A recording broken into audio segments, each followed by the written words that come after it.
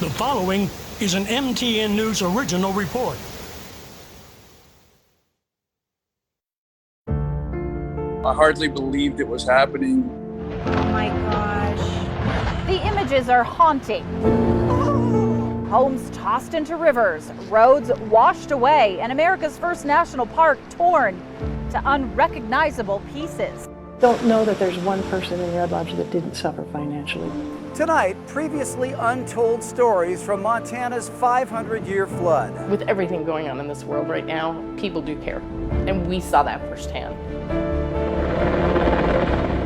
As we recognize the heroes who emerged from the hundreds of thousands of pounds of debris. It's the anxiety of not knowing exactly what's happening there, and the anxiety of not knowing when you can go back.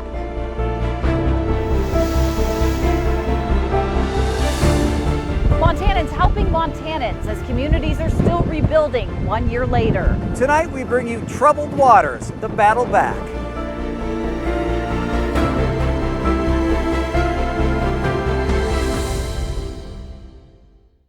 Good evening, everyone. Thanks for joining us tonight on this MTN Special Report. I'm Andrea Lutz. And I'm Russ Riesinger. We're coming to you from Red Lodge, where 1 year ago, some of the worst flooding Montana has ever seen began. Water spilled over the banks of Rock Creek, which is right here next to us. It spilled into this community first, and then several days after that, raging rivers caused catastrophic damage in many towns across the region. Well, heavy rain and melting snow led to these scenes that we'll never forget. Houses were ripped off their foundations and carried downstream.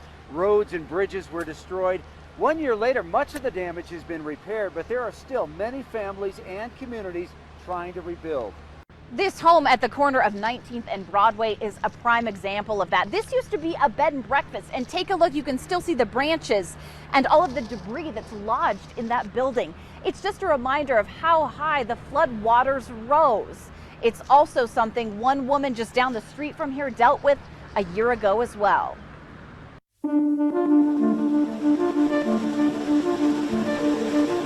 Once raging, these waters eventually calmed, and a spirited Red Lodge chose to start again. You know, it's always going to be this time of year at the forefront of our mind. Oh, probably all the way up there. Heidi Hoffman's basement looks a whole lot different than it did back then. So where does that put us? Right? Yeah, I mean, it just puts you right there at that top. It went the whole way to the top.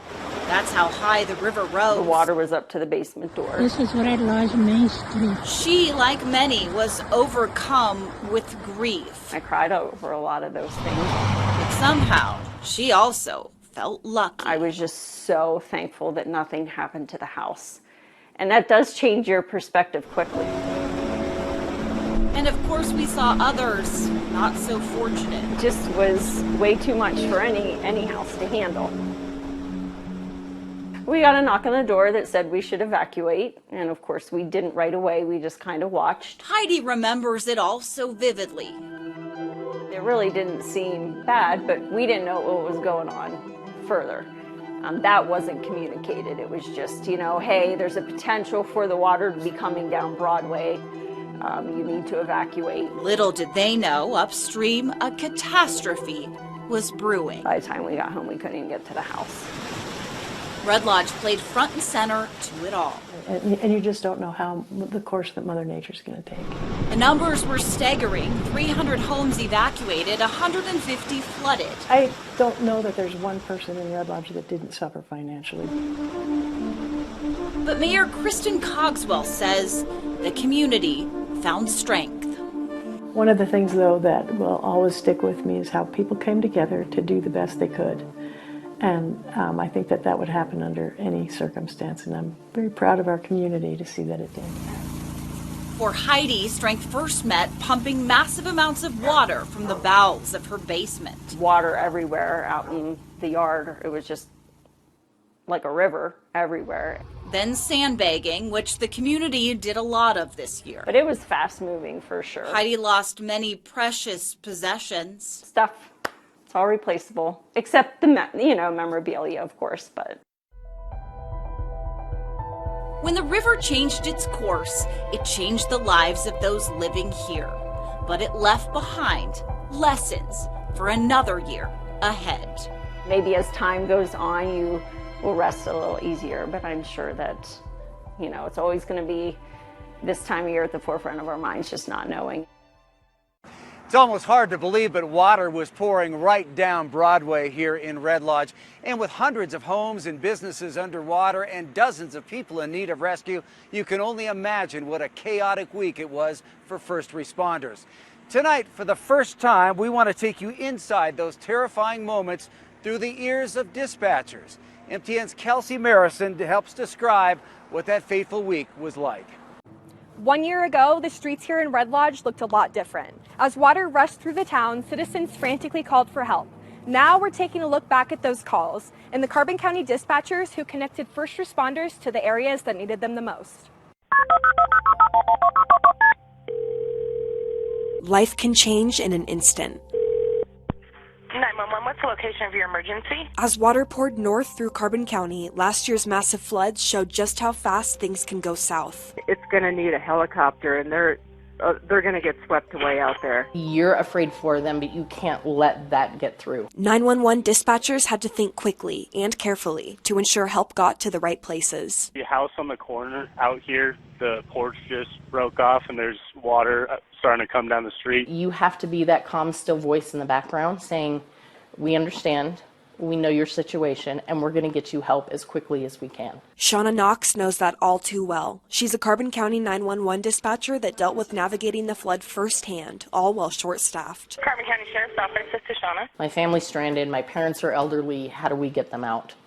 What can we do? A tough job, made even harder because she knew the voices on the other end of the line. I will admit that the flood was difficult because it was my family that was affected. It was my community that was affected. According to Knox, from June 6th to June 13th, the dispatch center received a total of 918 incoming calls, like this one. The bridge at Ross goes out, and there's a little bridge going out to the island that's out, but these people are stuck out there, and the land is starting to erode. Calls that were difficult to take. Well, I just don't know if I am safe staying in the house. If you're able to leave, I would recommend leaving and going to high ground somewhere. We had a family, I want to say it was 6 people, that the water had come up through their fields and their house was essentially an island. And they had a number of elderly residents there. That family had to be rescued by a Montana National Guard helicopter. They hoisted 6 people up. Carbon County Sheriff Josh McQuillan ended up stranded himself after assisting with evacuations, and the only way out was up. It was really a good sound when we heard the Chinook come in the last time, and we were all able to get on. And we had dogs and a lot of young kids because there was camps up there. And they loved it. He says without dispatchers, the event could have turned deadly, especially since many weren't aware of how bad things were. And every time we thought we had a plan, the road would wash out or the water would be coming from a different direction. To be able to say we went through an event like that with no loss of life is a pretty big accomplishment. A pretty big accomplishment, one that might not have been possible without the first responders taking those calls. It all started in dispatch, and they really stepped up during that time frame. We're a tight-knit group in here. We are a family. We bicker like a family. We tease each other. It still gets me choked up because with everything going on in this world right now, people do care. And we saw that firsthand. In Carbon County, Kelsey Marison, MTN News. Here in Red Lodge, crews are still working to strengthen the riverbank. They're doing so with this brand new retaining wall. They're hoping to prevent another similar tragedy. Most of the work is complete here, but that's not the case everywhere. Just a short distance away, there's a community that's been completely cut off from civilization. Well, the gravel road to East Rosebud Lake was completely destroyed. 1 year later, the cabins that line its shores are still inaccessible, unless you're up for a long and difficult hike. MTN's Casey Conlon laced up his hiking boots to hike back into that area and give us a first-hand look at the damage that remains. And Casey, as you found out, those homeowners in East Rosebud, they have seen it all during the last 12 months. Andrea, you touched on it right there. It's not that the cabins at East Rosebud suffered the most damage of anybody. I mean, certainly several did suffer flooding damage that will and have required cleanup, but it's the word inaccessible. Perhaps no other community other than the little one of Alpine next to the lake has been more inaccessible since the flooding happened. And those cabin owners you speak of haven't been able to go back in almost a year.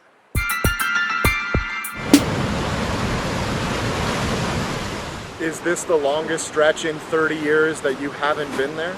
Yes. Yes. The public might refer to the cabins surrounding East Rosebud Lake as second homes, but they mean more to residents like Dale Hayes than anywhere else in the world. Some people have been coming here their entire lives. Their entire lives have revolved around coming to East Rosebud in the summer.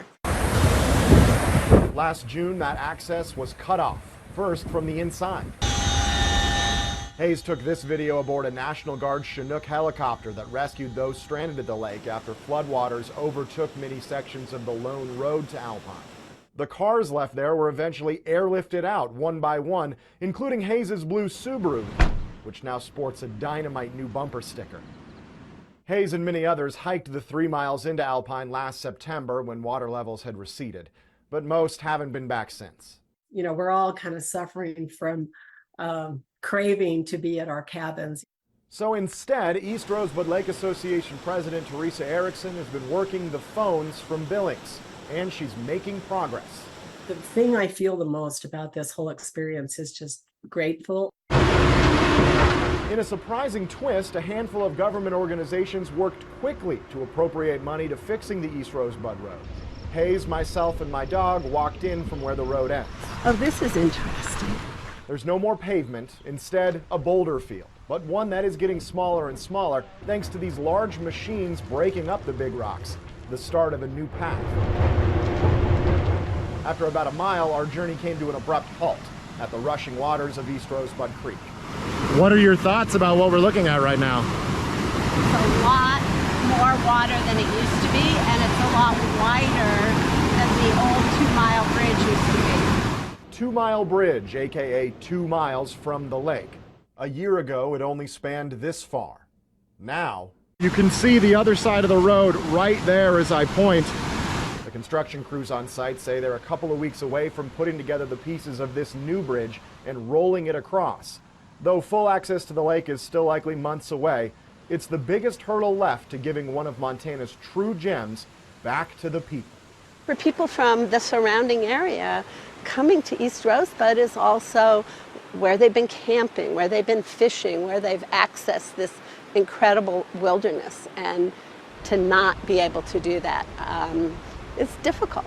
When tragedy happens, often people really rise to the occasion, and that's certainly been the case here. It's becoming a familiar story. Now, the people at East Rosebud were not the only ones who had to be rescued by helicopter. Just a few miles over these mountain ranges sits Yellowstone National Park, where an estimated 88 people were stranded and had to be choppered out. MTN's Alina Howder spoke with someone on the other side of the rescue, one of the pilots, who was in charge of getting everybody to safety. It was here at Gardner Airport where dozens of stranded people were rescued by Rocky Mountain Roaders during last summer's devastating floods. An unforgettable experience after dozens of vacations took a turn no one expected. A big helicopter and a big sight for sore eyes. And that was pretty crazy, you know. Denver resident Jacob Showers was among the almost 90 people who became stranded either in or near Yellowstone National Park last June. He and his then girlfriend were on the beaten path, which connects East Rosebud to Cook City, when raging rivers began spilling their banks. We stayed the night in East Rosebud. We woke up the next morning to trail run. We finished trail running, and then we tried to leave, and we couldn't. Jacob says the East Rosebud River had grown to 10 to 20 times its normal size. It wasn't that like water was over the road.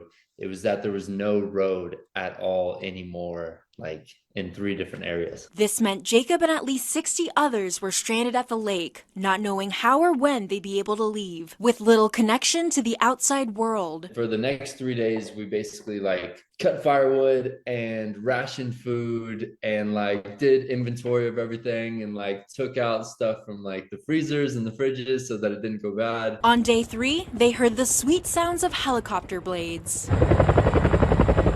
The Montana National Guard had come to the rescue with Blackhawks and even a Chinook. Out of nowhere, we were like, oh my gosh, we're leaving. So we had to like grab all our stuff really fast And it was like, oh my gosh, my car is like gonna stay here, you know? Jacob's Tesla sat for 6 weeks until finally he and others in the same predicament came up with $60,000 to have their vehicles flown back to civilization. I got a call and they pieced it together where basically this like private pilot, I think, just got all of our cars out at once. And so let's say it took the cost of 60 grand divided by like 22. Meantime, 150 miles to the west in Gardner, the amount of shoreline that the river was taking out was pretty incredible. Belgrade pilot Mark Taylor was on the other side of a similar situation. There was some panic.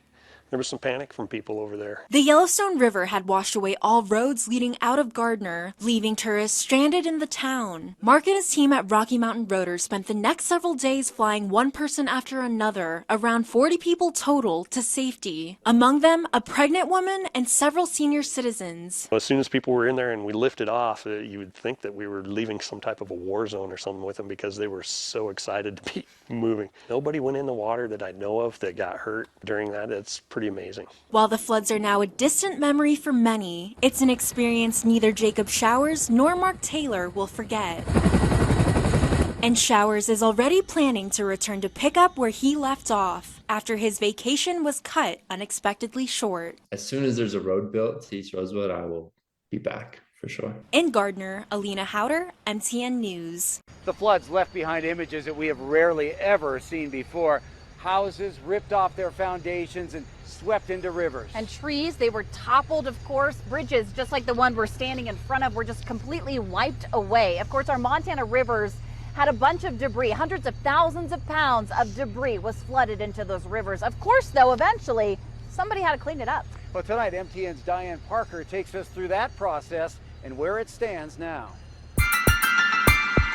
This is what 9,000 cubic yards of vegetative debris looks like, all pulled out of Rock Creek near Red Lodge recently following last year's historic flooding, now being piled up right here outside of Red Lodge. But this pile is constantly growing and shrinking as it's now being incinerated to save room in the landfill.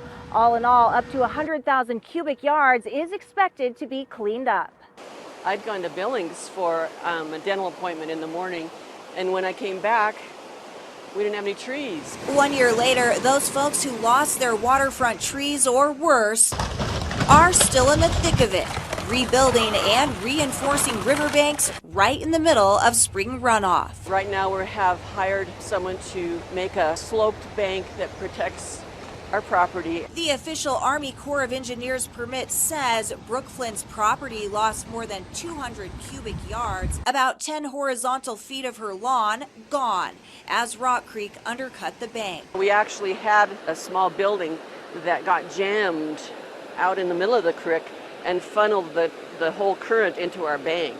I don't think we would have had that much problem if someone's shed hadn't floated down the creek and got stuck out there. I've never seen anything like that. The aftermath devastating, but not debilitating. Multiple government agencies coming together for what so far is a $3 million cleanup project tackled by 2 traveling contractors specializing in disaster recovery across the U.S. We're finding a lot of significant debris piles from all the trees that have piled up, houses that were washed down the river, bridge, household items. Much of that now turned to ash and set to end up at the Billings Regional Landfill. So far, some 43,000 cubic yards of debris cleared from Montana's waterways. They have an excavator which has come up and down the creek and loosened debris out. I've seen it half a dozen times at least. The massive Montana cleanup project is expected to be finished by fall. But even so, the fallout from a 500-year flood has much longer-lasting impacts, bringing out the best in humanity. I think really how the town helped each other. Let's do it. Churches and just volunteers and restaurants and people helping people. In Red Lodge, Diane Parker, MTN News. Stay with us. There's still much more to come on our special as we look back at this historic flood from last year. Next, we go a little farther north into Carbon County to take a closer look at the impacts this 500-year flood had on the region's agricultural operations. And we're going to talk about flood insurance, with that issue square on people's minds again as waters once again are running high.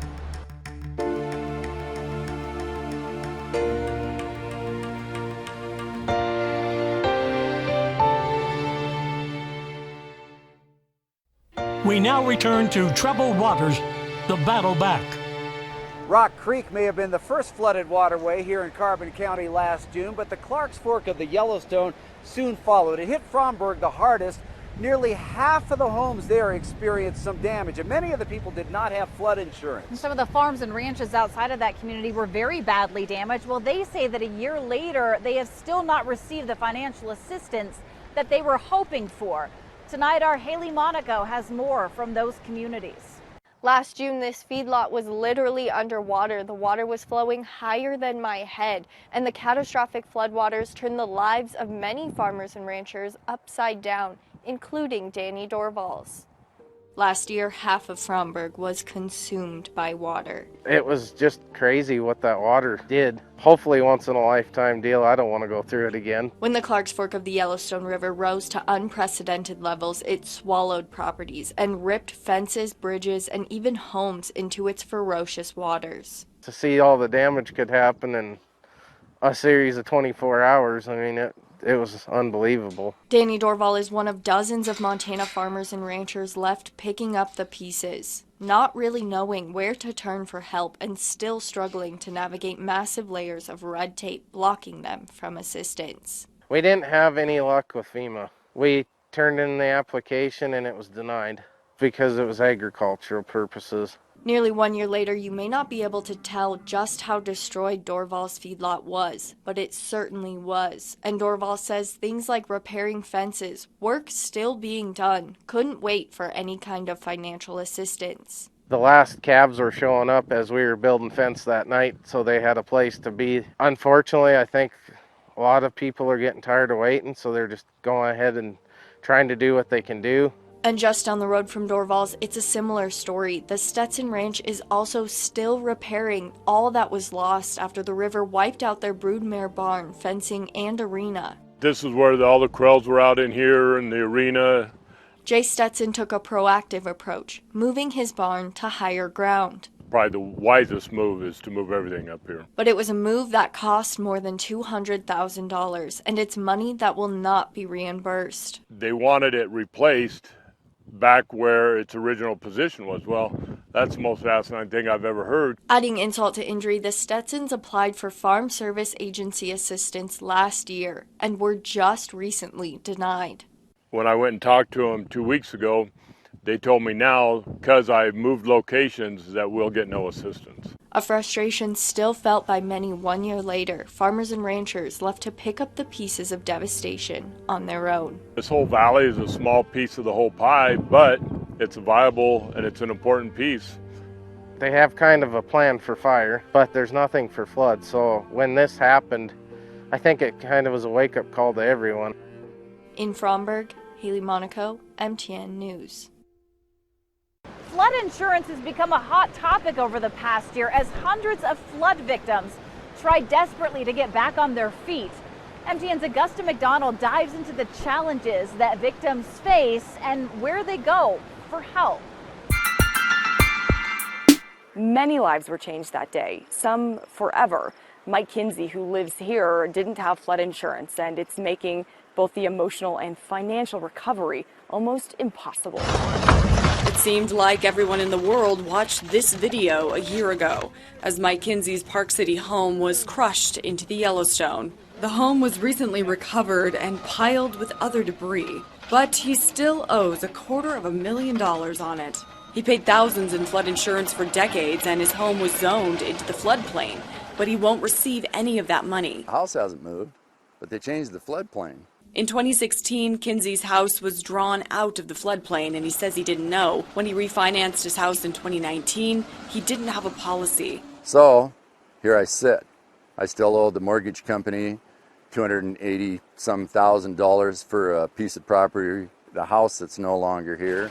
And it all goes to show, without flood insurance, a safety net, rebuilding after this level of destruction is very, very difficult.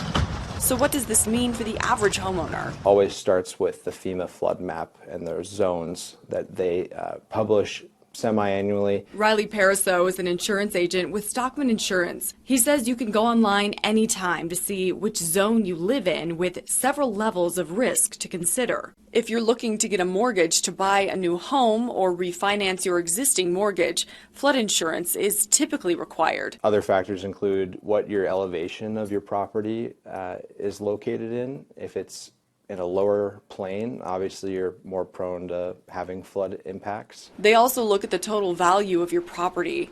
But FEMA reports about 40% of NFIP claims come from outside of high-risk flood zones.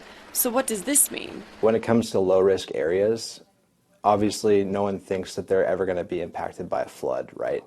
But it can happen just like last year. And one important factor of flood insurance that people don't always understand is it's a particular type of policy that requires a 30-day wait period. This means you can't get immediate protection as you watch the water rise near your home. Pariseau says interest in flood insurance comes with floods.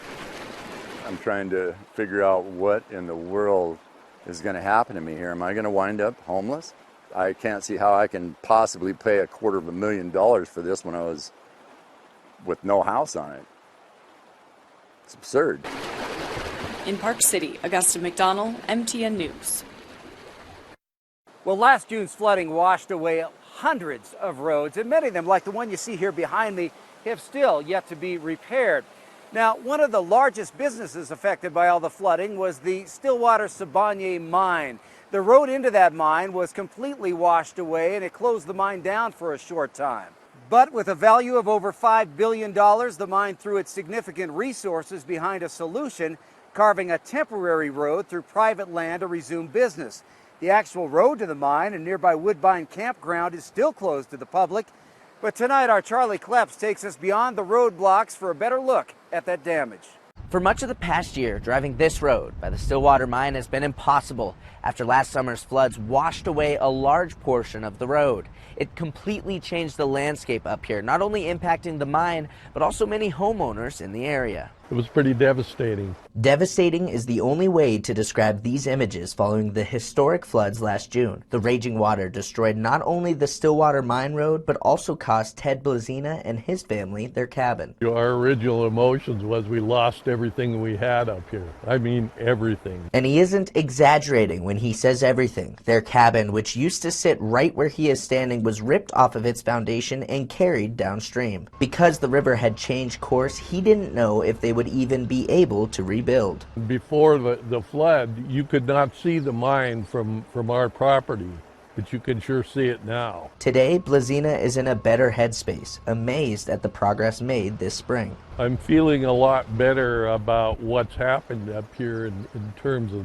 us getting some of our land back. Never thought it would look like this after a year. While it's not yet open to the public, the road leading to Blazina's property has been repaired, and he isn't the only one benefiting. It's really great to have this road done. We had been bypassing this gap in the road for almost a year. Stillwater Mine representative Heather McDowell says that the flood essentially killed their production for almost 2 months. Last year was a terrific financial impact because we were shut down for 7 weeks, and we had never been shut down for more than a few days before. And also a huge impact on the mine's more than 1,400 workers. But McDowell says the mine adapted, and so did the community. We couldn't live in a better community. It was a very complicated project, and everybody just put their heads together and jumped in. They've done a fantastic job. I can't say enough about how much the community has gotten behind everything up here and tried to help as much as they can.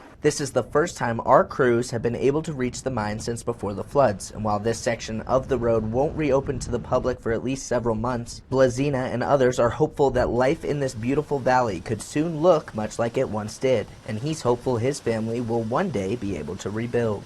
We had the cabin for 20 years, and there's a tremendous amount of memories. And hopefully we'll be able to get back to doing that again. In Nye, Charlie Kleps, MTN News.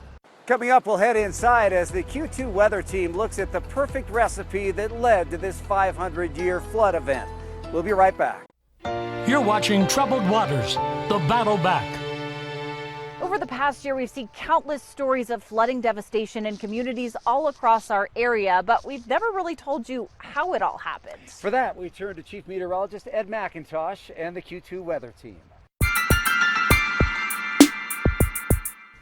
Well, the biggest question I get asked about the flooding from last year is what happened? But really the question should be what happened and what happened after that. Let's roll the clock back just a little bit and start before the flooding actually developed, back to the last part of May, because that's when everything started to come together for this double hit of moisture. We saw a significant amount of spring snow that fell into the mountains, into the Bighorns and the Beartooths and the surrounding mountains as well. In fact, 3 to 5 feet of new snow fell, and that was already on top of some really good snowpack. We were already looking at a good spring runoff for the streams and creeks and rivers, so there was plenty of snow in the mountains, and a lot of the snow had fallen into areas where we had the most snow that we had seen for the entire winter. And the new snow, because it fell late in the spring, was wet and fresh snow across the region. In fact, here's a picture that was taken on June 7th from last year, and you can see, it's a great shot, but you can notice where there's already a lot of moisture into the stream bed, and some of the snow is starting to crack and show signs where it's beginning to melt, just with the strength of the sun and the higher sun angle that starts to move in by the time we start getting into late May. And check out some of the rain reports we had from around that time as well, anywhere from around 4 inches in Red Lodge up to 5.8 inches in Luther. Plus, we had significant amount of rain and snow into the Bighorn Mountains and around Sheridan, Wyoming, and we were concerned about some flooding as well. So with these very high rain totals, what we saw was the ground becoming saturated like a sponge, and it absorbed all the moisture it could hold. So at that point, we were looking at any additional rainfall potentially causing runoff and a flooding situation. Then the moisture started to show up. So let's move the clock from late May back into the middle of June and actually start about the 10th of June. That's when the heavy rain really started to move in. So where did all this moisture come from?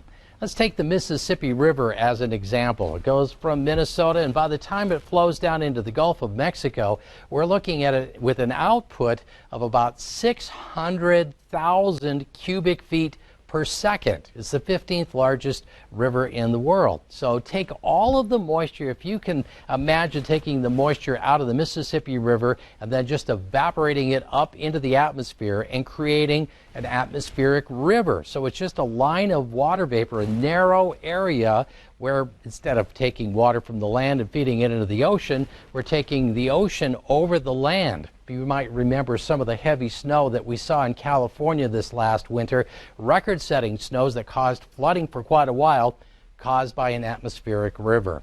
That moisture stream in this particular case streamed all the way across our region right over to the mountains. So it was like having the mouth of the Mississippi streaming water right over the mountains, and it created some very heavy rain in a very short period of time. All of these are observation sites up into the mountains. So we're talking some of the higher peaks, and the rain was pretty significant. We had about 5 inches around Fisher Creek, but that rain falling on that fresh snow melted enough snow that by the time we were done, it was the same as we had almost 9 inches of rainfall. You could say the same thing around White Mill and Monument Peak, where we almost doubled the amount of moisture thanks to the combination of the rain falling on the snow and then all of that starting to run down the mountains. Now that's only at the higher peaks. Remember, we've got all of this moisture now streaming down the mountains, so not only do we have the higher elevation snow, but the momentum of this is accumulating more snow that's melting, plus we have additional rainfall that's being picked up along the way, so it has a tremendous force by the time it starts moving down the mountains, and that caused a lot of the damage that we saw from the flooding. And then in addition, the ground was already saturated, so the water had nowhere to go but to stream across the areas, fill up all the streams and creeks and rivers, bringing us to record levels in areas, some areas of the Yellowstone, the Stillwater, and the Clarks Fork of the Yellowstone.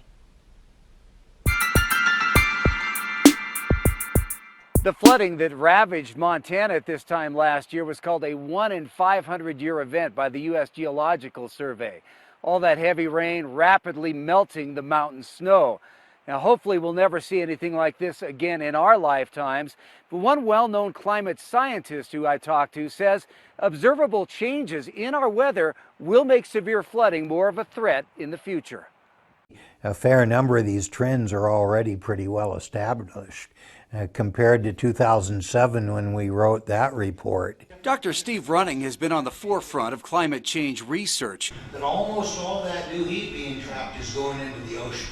He was one of the scientists responsible for a United Nations report on the connection between human activities and global warming that won the Nobel Peace Prize in 2007. We're going to have a landscape that just slowly gets drier, kind of Utah-type drier.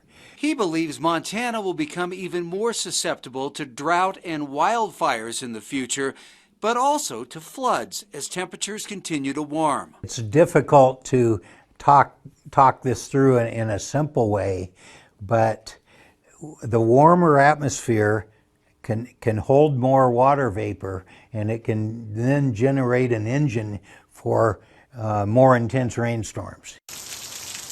Out here in our semi-arid west aren't going to be very often, but when they come, there's already evidence they're going to be stronger, more intense rainfall, and the consequent mess it makes, like we saw last year. The mess that we saw last year, some of the worst flooding ever in Montana, happened when heavy rain fell on snowpack. And that's something Running believes could become more of a problem as rain falls at times that used to just bring snow. Oh, that's a real important point for us here in Montana. Is the worst situation, as we know, is rain on snow. And that causes the worst flooding of all. And as these temperatures are warming up, we're having thaws in the middle of the winter, and thaws and rain on a snowpack is going to happen more often. A risk we could see more of with a changing climate. We have much more to come after the break with our flood special. As tourist season begins to ramp up again, we'll head to Yellowstone National Park and the surrounding communities that are in dire need of a bounty. The MTN Original Report, Troubled Waters. The battle back continues. We remember what Cook City and Silvergate looked like last year as the Soda Butte Creek spilled over its banks, tearing through town, destroying bridges and isolating residents. But today, as MTN's Jackie Coffin tells us, there's a sigh of relief now in those communities, once haunted by waters. 1 year ago, this was as close as you could get to the northeast entrance of Yellowstone National Park after it had closed due to historic flooding. What was really unknown at that time, if and when the park would reopen, and what would happen to the gateway communities of Cook City and Silvergate, themselves badly affected by the flooding, but also very dependent on the park for tourism. When it started to rain in the second week of June, no one in Cook City or Silvergate could have predicted what came next. Nothing to prevent it, nothing to plan for it. 3 days of rain and melting snow pushed Soda Butte Creek, which lines both the towns, past capacity and to the point of utter destruction. Getting roughly 60 people evacuated from homes as bridges were going out. It was a pretty epic day to and not know what is next. That hillside below there was a road. 2 days after the 2022 flood, Troy Wilson, chief of Cook City Fire and Emergency Rescue and owner of the Cook City General Store, took me out to see the damage. This was raging. And nearly a year later, Wilson showed me the same spots, many of which have been repaired. We were here a year ago, and most of the devastation we could see was this hillside being washed out over here. The ballpark here was 80% of the fencing was either hanging in the river or all laid out flat with debris in it. Back this way was all water that had come through here, hence all the new rock and the piles of debris. And others, like the beloved community softball field, which have not. Just wiped out the whole outfield part of the fence. But the toughest loss for the gateway towns was economic. We were down between 70 and 75% down. Dollar-wise, we were about $150,000 off of sales. It definitely was a a heartbreaker as far as business goes. We like to say June 13th is when the world stops spinning.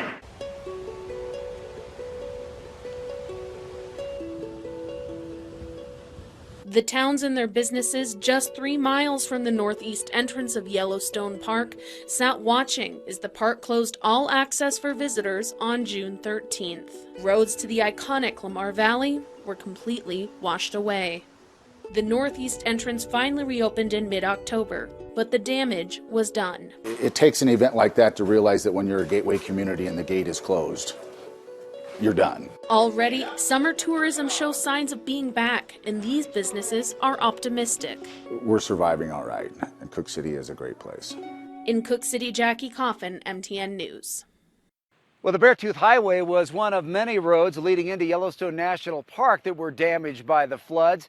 It was closed for about a month, but inside the park, it was an absolute mess. That flooding causing severe damage to roads, power systems, and other critical park infrastructure.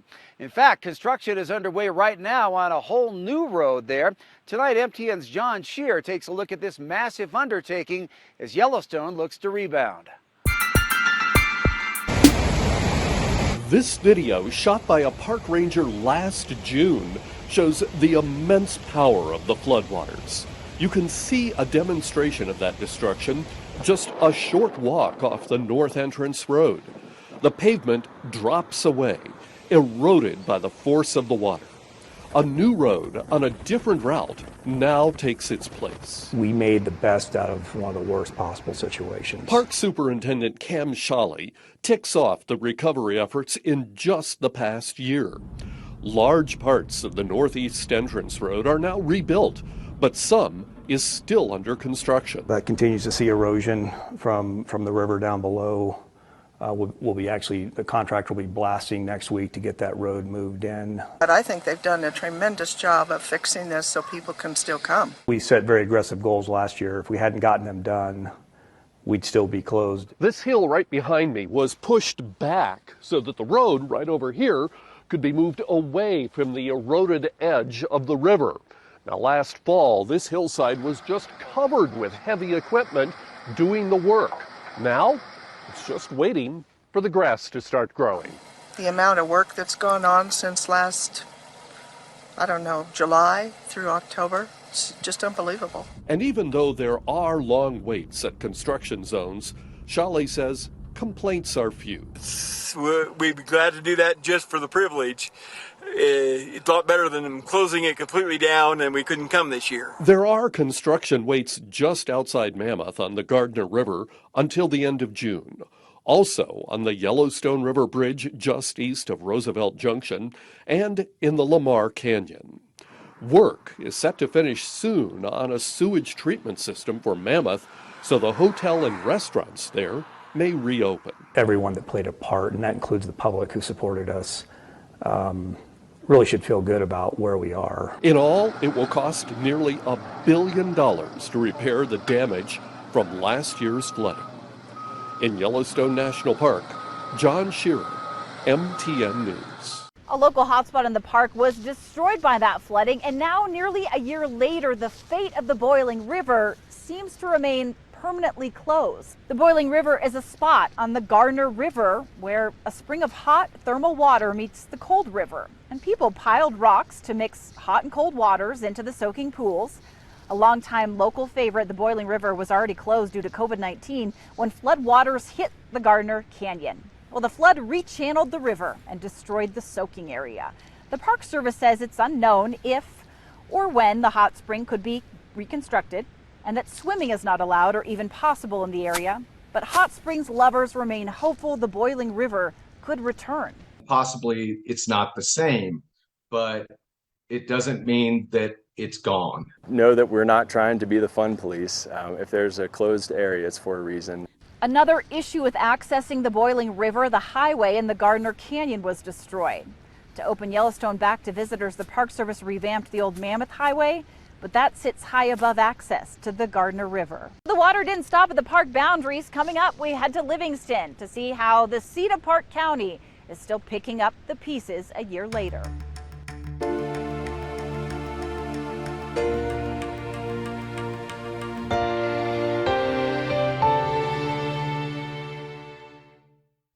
We now return to Troubled Waters, the battle back. Of course, Red Lodge grabbed many of the headlines during last year's historic flooding, but over in Livingston, they were also affected. Many businesses were damaged and many residents forced to evacuate. Tonight, MTN's Jane McDonald revisits those communities to see how they're recovering. You know, this is obviously our road now, but about this time last year, this was the escape route on the jet boat. Imagine, you know, water rushing across this, you know, waist high or so as it's coming downstream and flowing past the neighbor's house, and it just keeps rising. After getting his kids on the raft and to safety, it was Jason's turn, and that's when he took this video. Yeah, it's hard to believe that those guys were having a hard time even getting their jet boat down here. The water was moving so fast downstream. And that's where we first met the Mascaris, out on Highway 89, moments after their family and 2 dogs were rafted out of their home.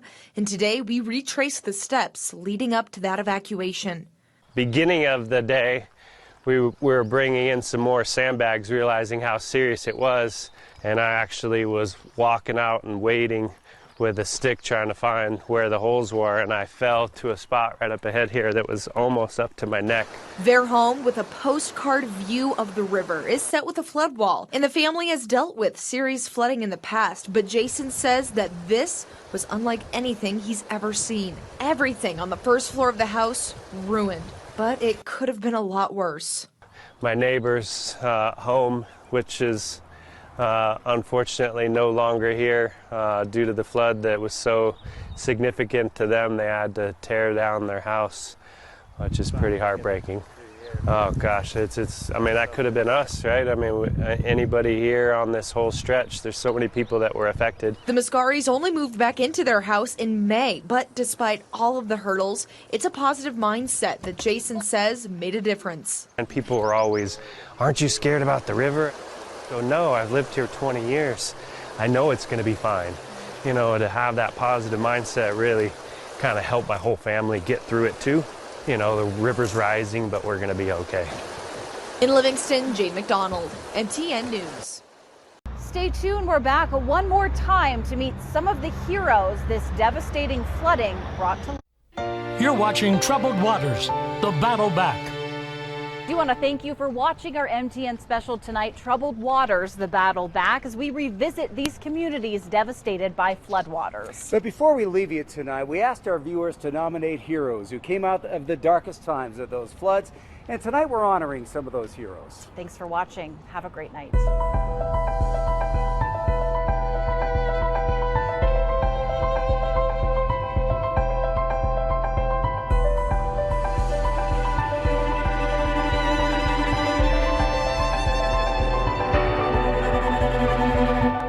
You know, there's a lot of people that lost a lot, but there's a huge amount of people that have come together to help.